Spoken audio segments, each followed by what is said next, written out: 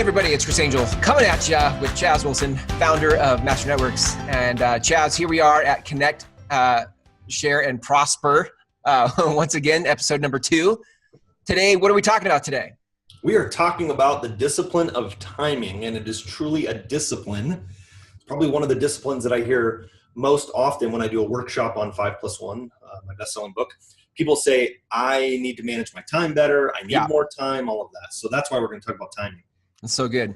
Yeah, I would say that's probably the most common thing I hear in business is like, hey, how's it going in implementation? Implementation is probably key, and most people don't implement because they say they don't have time. Yeah. Well, they don't make the time. They let other people control their time. Yeah. One thing that people find about me when they come into my inner world, if you will, here working in the office, or they get to know me, is how intentional I am about my time. Yeah. I'm very intentional about my calendar. I can't fathom how some people don't follow a calendar. The day happens to them. It's beyond my reality. So I'm very intentional about my time. And so, in fact, if you're familiar with 7 Habits of Highly Effective People, Stephen Covey, I mean, the first 3 are very proactive, productive, and effective habits. And the first one is be proactive. And it's also intentional. Like, I'm very intentional about the things that I do. I'm very proactive about that. The second is begin with the end in mind. So I'm always sort of putting the goal out there and working backwards with my time and spacing that out. And then, of course, do first things first was his 3rd habit. And that means do the productive, the effective, the priorities first, get those out of the way before I move on to other things. And I'm very much about that in my life.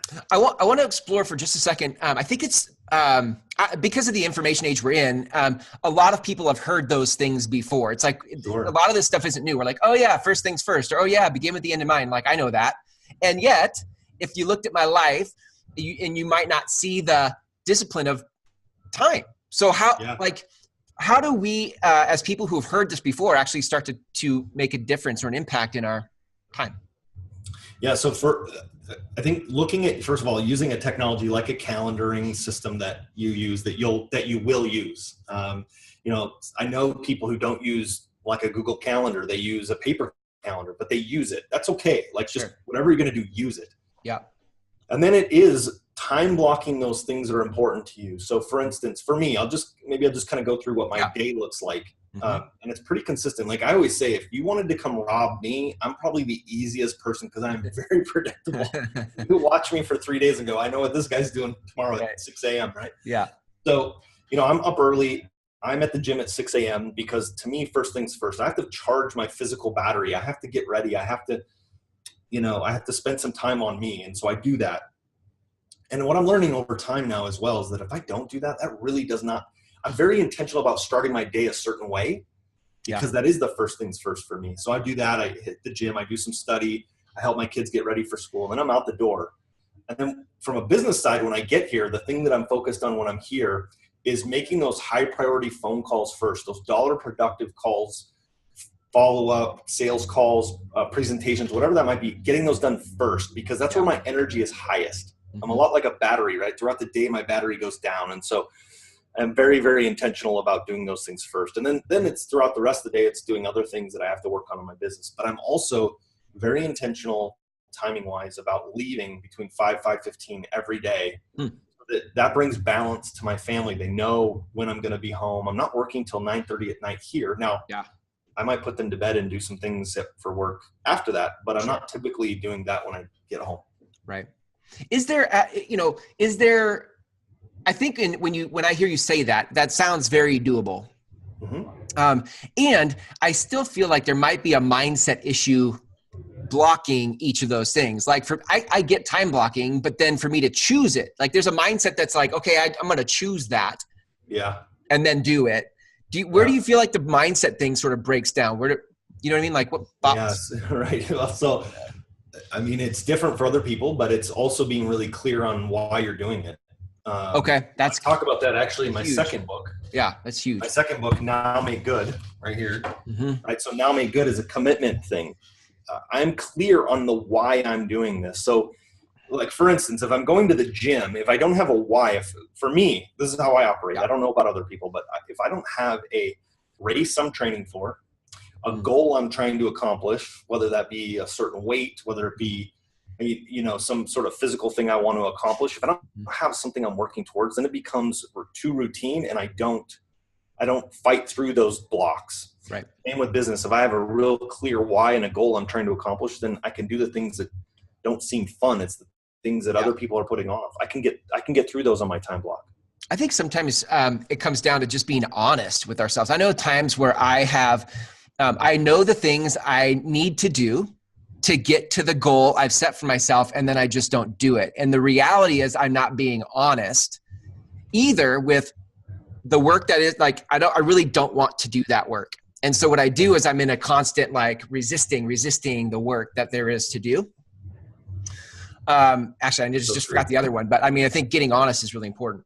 No, it's so true. And giving yourself permission to say, I don't want to go to the gym today. Yeah. I mean, that was this morning. We've been on spring break, and it was tough to go to the gym. I've been gone for 2.5 to 3 days of gym, and it was tough today mentally. Yeah. Yeah. But again, I have to go back to that. And I have this phrase in my head, now make good. You got to make good on this. You committed to this. I write these commitments down.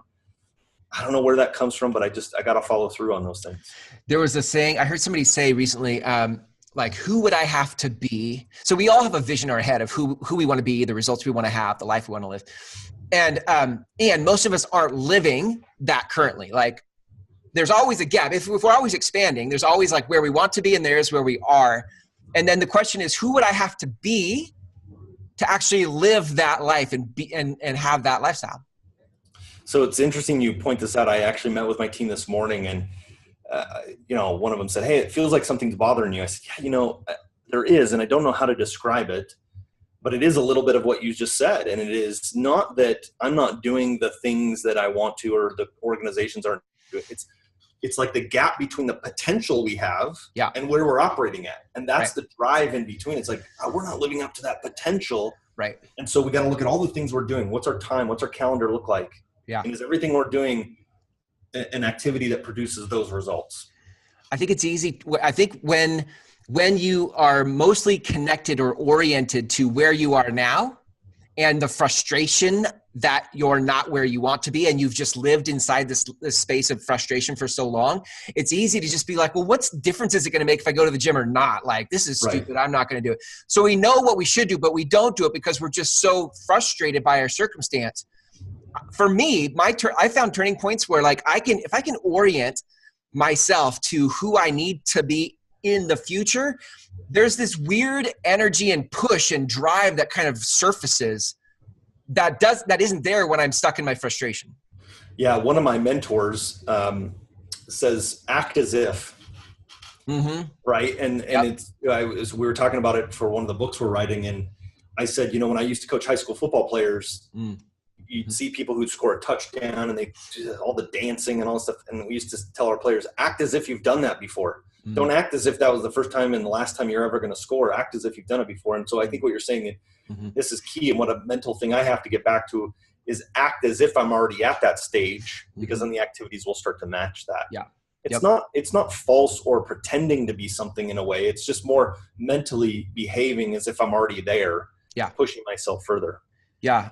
Yep. You and I have similar backgrounds in terms of where we came from. And one of the things I remember from somebody we've learned from is, first you have to see it in your mind. Yeah. And then it becomes reality out. First creation, second creation. Create it first in your head, and then you create out in the real world. And I think sometimes we just get stuck with our circumstance, and we're not actually exercising what we want it to look like. So, which is why all of this comes back down to protecting our own time. Yeah. Yep. Not letting others take our time, which is, which also causes the frustration. Right. Yeah. It's so good. I love this. Any parting words on the discipline of time management, how to master time? Well, I think it's mastery, not mastering, I think, right? It's okay, good. Or it's not mastered. It's mastering all the time. And so anyone that has figured it out, I think, is not being honest. Yeah. I think it's a constant improvement process. Because we're always expanding. Like, look, you're never going to reach the destination. As a human being, we always expand. So your ability to master your time ongoingly is going to change based on where your new destination is. Right. Exactly. For people that are listening to this for the first time, they've never heard about Master Networks, or they've heard it, but they don't know how to get involved in a chapter. Where can they go to learn more about Master Networks? So as always, hit our website, masternetworks.com. You can learn more about me, learn about Master Networks, where we have chapters, where we're growing, we're expanding like crazy all over the country. So whether we have a chapter where you're at now or not, we can help you either way. We have people that can help you launch chapters in your area. So hit masternetworks.com. I love it. Chaz, thanks again for another great episode. I look forward to talking to you in episode 3. Take care, Chris. Thanks, Chaz.